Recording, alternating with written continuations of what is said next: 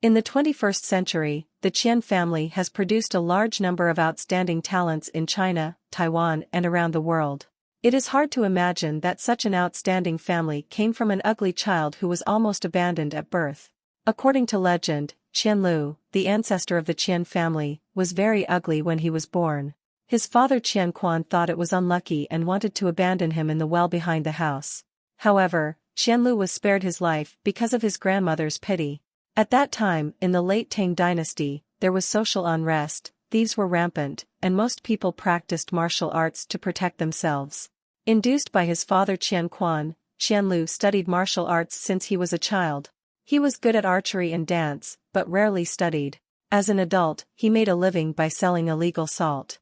Qianlu has been struggling at the bottom of society. Later, 24-year-old Qianlu was recruited into the army and joined the army to quell local rebellions. Heroes emerge from troubled times. Qianlu fought bravely, used various tactics flexibly, led troops to win with fewer troops, defeated rebels, and often made meritorious deeds.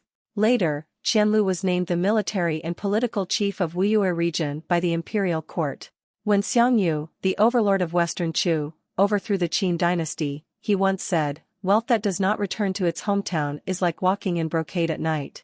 Qianlu is also immortal, and he also wants to go back to his hometown to show off. Therefore, Qianlu built a mansion in his hometown of Linan. Whenever he returned to his hometown, he would be crowded with people and it would be a great pomp. But his father Qianquan was very dissatisfied with this behavior. Every time he heard that he was coming, he deliberately avoided it, which Qianlu found strange. Once, Qianlu quietly walked home and asked his father why.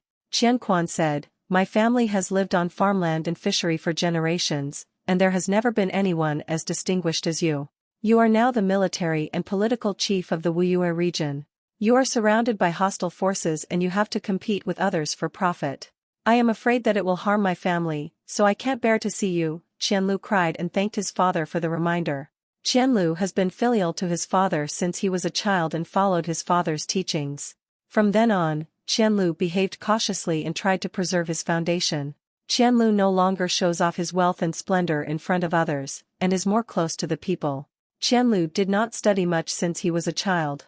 When he became an official as an adult, he felt regretful about his lack of cultural knowledge. There was a person who made him understand the importance of cultural knowledge more deeply, and later emphasized in his legacy to his descendants, although descendants are stupid, they must read poems and books. This man is Wu Renbai, a poet of the Tang dynasty. He is talented and arrogant. Qianlu had been filial to his mother since he was a child. When Qian's mother passed away, Qianlu used his power as the military and political chief of the Wuyue region to force Wu Renbai to write an epitaph for his mother. Wu Renbai, who was conceited and strong-willed, was dissatisfied with Qianlu's attitude of not respecting scholars at that time, so he refused and scolded Qianlu. In a rage, Qianlu ordered the soldiers to throw Wu Renbai into the water and drown him. Qianlu's violent behavior frightened Wu Renbai's students and other scholars. They fled Wuyue area one after another, and the people of Wuyue area were shaken. Soon, Qianlu discovered that the new city wall, which had been under construction for 3 months and was intended to strengthen Hangzhou's defense, was being built in a low-lying and vulnerable place. Qianlu had no choice but to knock down the city wall and rebuild it.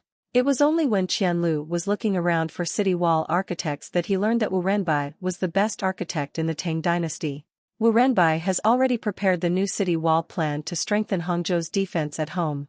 This made Qianlu regretful and wanted to kill himself. From then on, Qianlu deeply respected and relied on scholars.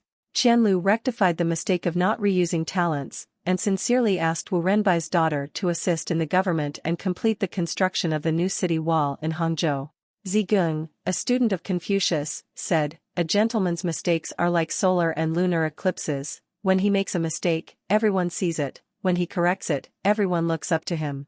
Qianlu was also a mortal, and it is inevitable that he will make mistakes. He listens to the teachings of others and corrects his mistakes.